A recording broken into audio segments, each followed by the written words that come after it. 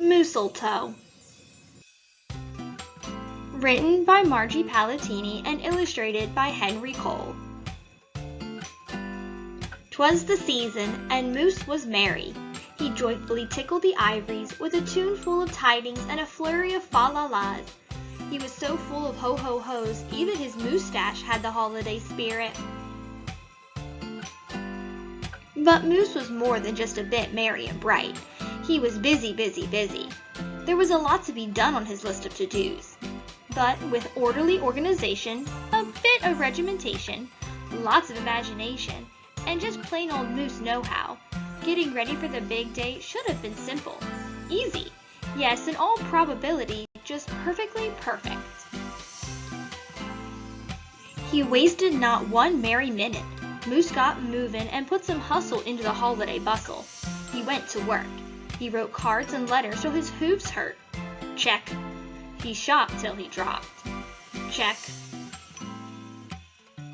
He hauled home boxes and bags and presents galore. Moose had gifts for everyone stacked from ceiling to floor. Check, check, check. Then he wrapped, yo, yo, yo. And he ribboned, ho, ho, ho. And on each and every package he tied a big, beautiful bow. Check and double check. So far, so simple, so easy, so perfectly perfect. Another look at the list, and Moose headed for the kitchen. He pulled out the pots, pans, and bowls, sifted through stacks and racks of cookbooks. He whisked with his left, spooned with his right. Moose baked tons of tins of cookies. Check. Dozens of cakes, breads, and sweets. Check, check, check. He made jellies, sticky jams. Moose roasted a goose and some chestnuts. He toasted marshmallows and yams. Check, check, check, triple check. Yes, yes, so simple, so easy.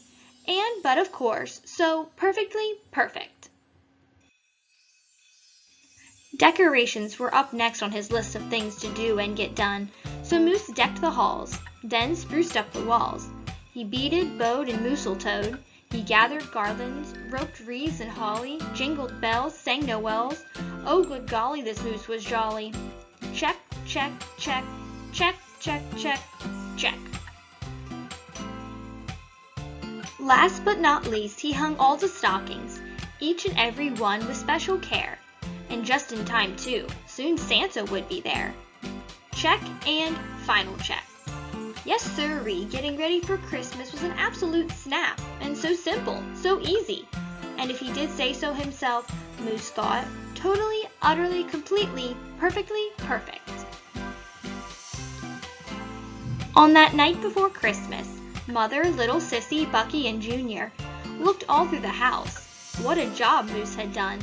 Everything looked bountiful, festive, quite fine indeed. There was just one minor problem, if you will. Oh dear, sighed the missus as the five stared at one empty corner.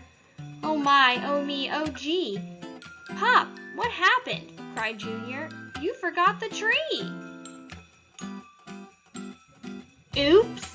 Where would they hang the tinsel, string the popcorn, light the lights? Where would Santa leave his gifts for the kiddies on Christmas Eve night? So Moose pulled on his galoshes and put on his hat. He would find a tree somewhere, somehow, and that's all there was to that. So out went the Moose, braving blustery blowing winds and the cold, trudging through snowdrifts, courageous and bold. Moose first hoofed it down to the corner, not a tree to be had. Then he slid around the block. Uh-oh, things were looking bad. He went down every boulevard, street, and little road. He looked down lanes and alleys. Every tree had been sold. There wasn't a branch, not a twig, not even one lousy, bowless bough hanging around. Nope, nada, nothing. Not a tree to be found. No tree, sighed a sad Moose as he came home empty-handed that snowy eve. The kids tried to make the best of it.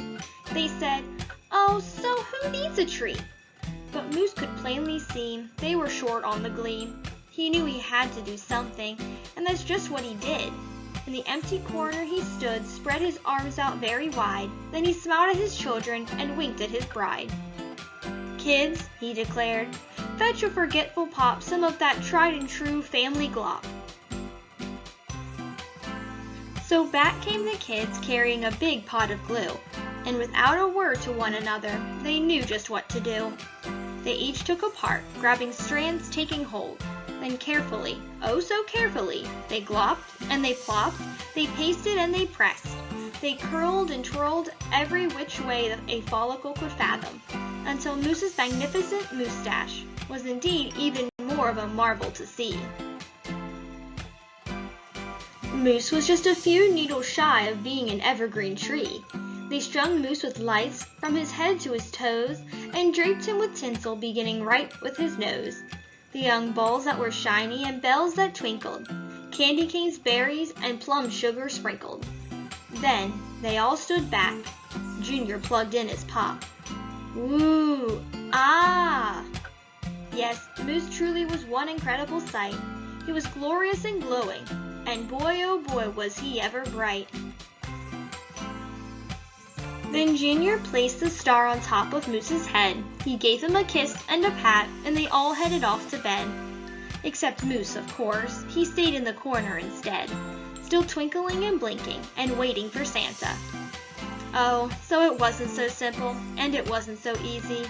And okay, it wasn't so perfectly perfect. But do you know what? It was pretty close. Ho, ho, ho!